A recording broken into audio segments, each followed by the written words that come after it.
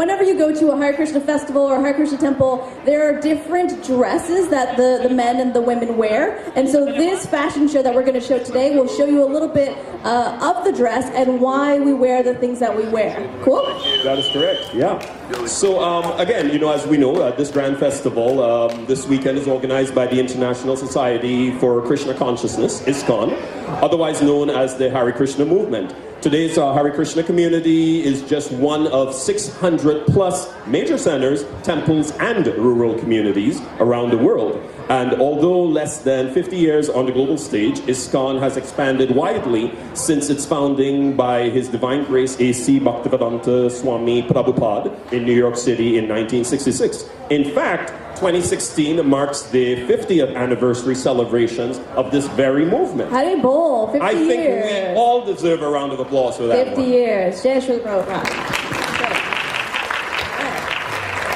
So when one visits a Hare Krishna temple, one is greeted with a feast for the senses. There are beautiful forms, deities, and also artwork and colors. There's a mystical aroma of incense and flowers, and the taste buds are delighted by a wide variety of textures and tastes. However, one thing that people ask the most is about the clothing of the Hare Krishna movement. That is correct. So since the early days of the movement, people have known Hare Krishnas to be dressed in flowing robes, as you can see here, Mataji and myself, while engaging in chanting and dancing. Today, we will get a chance to understand the clothing and fashion of the Hare Krishna movement. All right. Thank you. And our hope is that you will find this presentation informative and insightful, and perhaps be inspired one day to try wearing some traditional Vedic clothing. And we'll just ask that, as we do the fashion show, we just hold our applause until we get to that stage where when they're fully dressed. You are fully dressed, and then you may definitely give them a round of applause. Sounds good. All right, devotees of the Hare Krishna movement wear specific types of clothing depending on their gender and their spiritual advancement. One way to understand this is by the same way that police officers wear uniforms and we recognize them, the same way devotees are recognized by their devotional clothing. And it's said that by seeing devotional clothing, people get purified. Exactly, and the Vaishnavas, the devotees of Lord Vishnu and Krishna, due to their strict, sincere, and regulated standards, lead a pure and disciplined life. This is reflected in their lifestyle, through their behavior, eating habits, and in their dressing style. The main thing is Vaishnavas are always clean inside and outside. All right, so our journey today begins by understanding the 4 stages of life, as described by the yoga text. So the first stage is the brahmachari, usually a young man who practices the renounced order of life, normally lives inside the temple, and then later on gets married or lives a life of renunciation. And the Gashtas are householders who get married, have children, and live in a way that would be familiar to most of us. Cool. They often have jobs, pay bills, have familial responsibilities. However, they view everything through a spiritual lens. All right, the next stage is vanaprastha. This is essentially retired life. Those who hand over household responsibilities to the next generation and take more of an advisory role. Is also known as the cultures of the East. They call upon a great level of respect to one's elders. And finally, finally indeed, sannyasis. This is often the final stage of life where one renounces the world and simplifies their life. However, a special...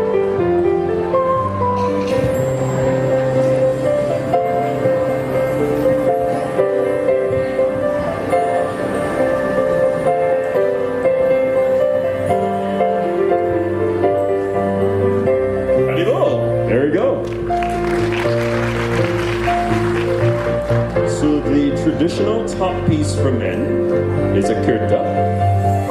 Type of shirt can be long or short sleeve, normally straight cut.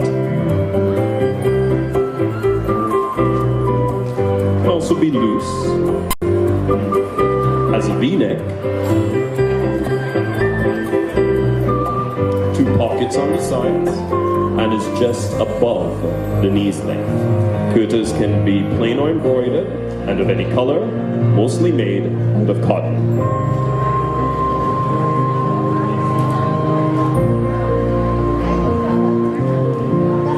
Another way of wearing a dhoti is when the end of the fabric gets tucked into the waist, and you can see this style often while visiting the Holy Land of Vrindavan. Fantastic. All right. So, sari style number 2, the tradition, where is normally when the end of the sari is brought to the front and the rest of it is draped around the body. Normally, if the sari has a nice beaded or embroidered end, it looks very beautiful when it's draped this way. So we're going to see the second style of how we can drape a sari. It's a beautiful sari. While she's putting that on, I'm gonna talk to you about gopi dots, and our model actually has some gopi dots. If she could just turn her head a little bit, so you can continue. But the gopi dots are traditional face painting. Gopi dots usually go over the eyebrow, extending across the forehead and down into the temples and to the top of the cheekbones. But you can also decorate different parts of your body, such as your arms and your legs, with gopi dots, and any color could be used. If you like what's happening on her face, feel free to visit the Gopi Dots tent that is right over there, and you can get some traditional face painting as well. And Asta, just to interject that men, Prabhus, can also get, they call it Gopa Dots. Gopa Dots. Yes. Oh, thank you. Yeah, I visited the tent earlier, and I made that very grave error of, asking a guy, oh, so you're getting Gopi Dots? And he's like, oh, no, it's Gopa. So I just want to, stand corrected that the guys can also get Gopa Dots. Gopa Dots for men, Gopi Dots for women. Cool. Thank you for that, Steven.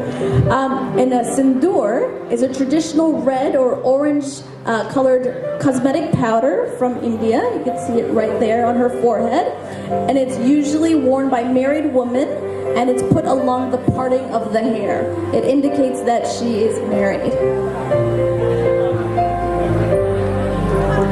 So while they're finishing this style, I'm going to pass it back over to you, Steven. We're going on to the brahmacharyas. So as you may recall, the first phase of life is student life, when one is called a brahmacharya. Let's now take a look at the specific dress of a brahmacharya. So brahmacharyas wear kurtas and dhotis, the same as prabhus, but of a saffron color. And again, just to state that our model is not a brahmacharya. He's here to just illustrate the finer points of the dress. So both brahmacharyas and prabhus are recommended to have shaved heads with sikha at the back, but you will all see brahmacharyas with sikhas most often. Sikha is a ponytail hair that's left on the back of the shaved head.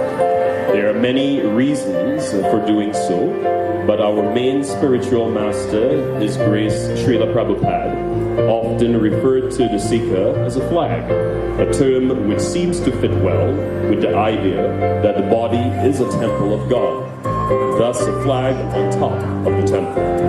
Sikha is an inch and a half across, no bigger. Just to quote Srila Prabhupada, it is very nice. It makes the head cool, not with big bunch of hair, which can be a burden. We feel it sometimes as a burden. When there is a bunch of hair, we feel it an extra burden. Sorry, style number 2. So actually, if you keep yourself clean, your mind is also clean. And if you keep yourself very clean and light, then your mind will work very nicely. And it is the Vedic system. All the brahmacharyas take clean-shaven Vedic system. So we are trying to stay in the platform of Brahminical culture. Therefore, it is one of the essential things.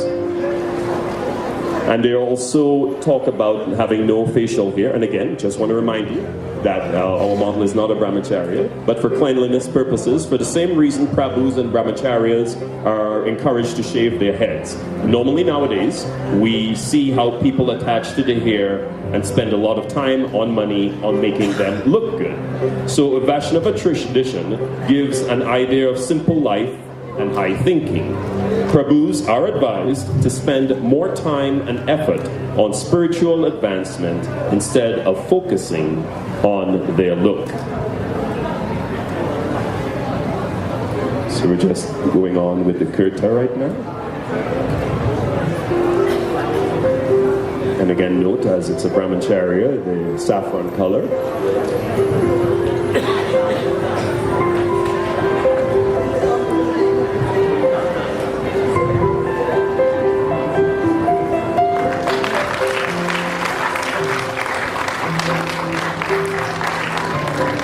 Awesome. So we're going to turn back over to the Matajis and talk about gopi dresses.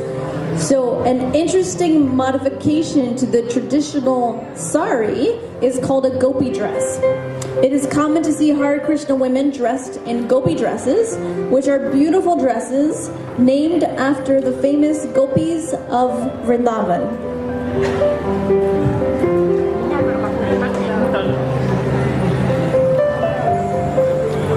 So the outfit consists of a choli, a long skirt, which you can see she's putting on here.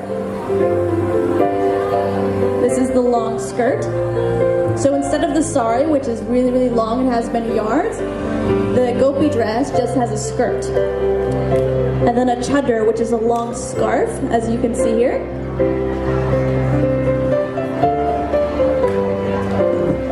Now, for practical reasons, the gopi dress is a lot easier to wear, and some ladies prefer to wear the gopi dress or the gopi skirt instead of a sari. Saris take usually about 7 hours to put on. This is a good 5 minutes. Sari draping requires some practice to achieve a good result, and so this is the quick and easy sari. Now, hair for the Matajis. Normally we see Matajis usually have long hair, often braided, but we can see other style variations as well. Ladies also like to decorate their hair with fresh or artificial flowers. Nose rings are common in the Hare Krishna tradition and normally pierced on the left side of the nose.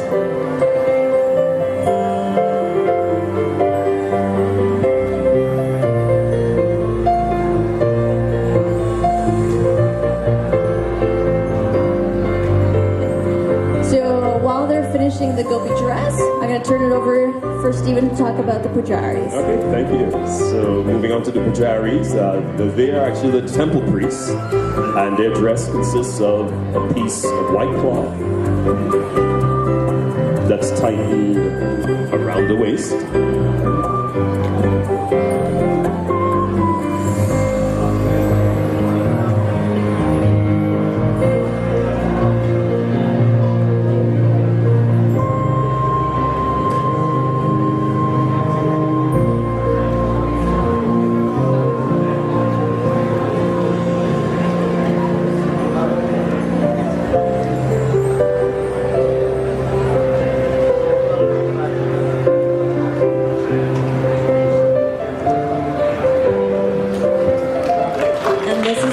Dress in its completion. Hare Krishna. So while they're doing the dress, I'll just talk about the duties of the pujaris. So the pujaris receive a second initiation from their spiritual master, and they are most likely to do service at the temple, like cooking and dressing deities. While cooking, it is said that the consciousness of the cook will project on the food. So, it is very good if a person, vegetarian, and who has received initiation, will cook. And in terms of the hair, same as Prabhus, Brahmacharyas, and Sannyasis, shaved head with sikha at the back of the head as a flag is recommended. So women can also be pujaris or priests in the Hare Krishna tradition. You will often see them covering their head like this. Or can we cover her head? Yeah. There you go. That's a pujari. And yeah, female pujari. So in terms of fabric content, clothing of the Hare Krishnas contains no leather, no fur, or animal products. Ideally, natural fabrics are used to make the clothing for both the men and the women. Neck beads. The Hare Krishna devotees wear neck beads made out of tulsi wood.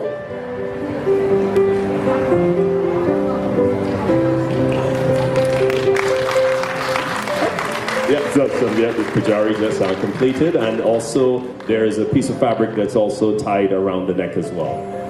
So, female priest, male priest. Good. All right. So, tulsi beads that are worn around the neck are used to indicate a devotee's surrender to the Lord. And such a person is very dear to the Lord. Tulsi beads are also said to protect one against inauspicious energies. Bead bags. So you will also see devotees walking around with little bags on their right hand. So throughout the festival, try to spout as many as you can. A lot of devotees carry these traditional bead bags.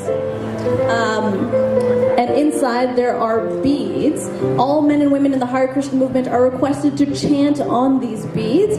There are 108 beads on every strand, and the strand is made out of, again, tulsi, which is a sacred plant in the Hare Krishna tradition. And the beads are put into the bag for protection. The index finger is considered to be unclean, so therefore it sticks out of the bag. You can see it sticking out. You can wave your index finger. That's perfect. And therefore it sticks out of the bag. And devotees are required to chant this mantra. Do you want to take them through the mantra, Stephen? We'll take you through the mantra now. So we'll do it all together again. Hare Krishna. Hare Krishna. Krishna Krishna. Krishna Krishna. Hare Hare. Hare Hare. Hare Rama. Hare Rama. Hare Rama. Hare Rama. Rama Rama. Rama Rama. Hare Hare. Hare Hare. Thank you. To the final stage of our presentation, which would be the sannyasis. So who are the sannyasis? Well, they are people, or persons rather, in the renounced order of life.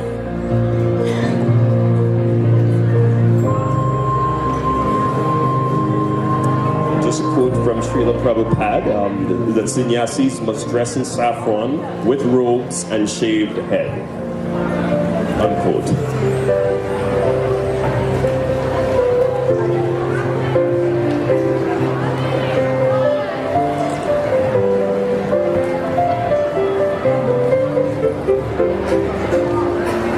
So sannyasis wear 2 saffron color pisa cloth to cover upper and lower parts of the body, and a chadar, an extra piece.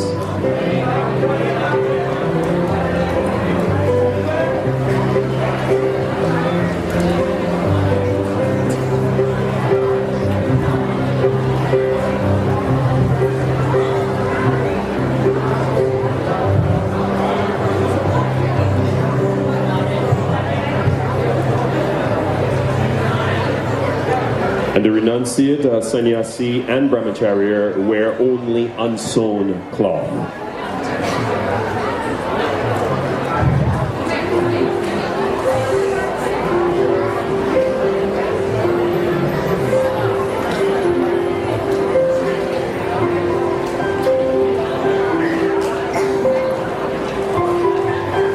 And each sannyasi also have a danda, a stick that symbolizes their renounced order of life.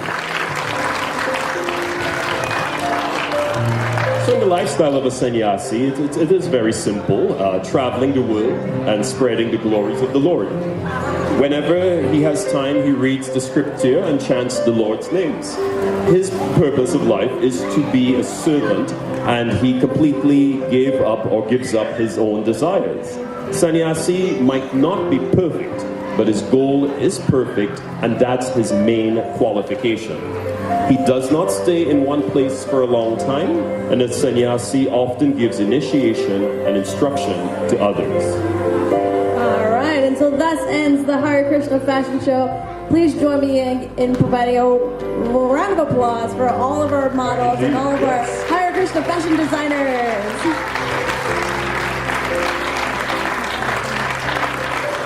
Awesome. Thank you so much. Thank you. Hare Krishna. Yeah. All right. Oh, I believe we're moving to our next Jesus. set right now. We are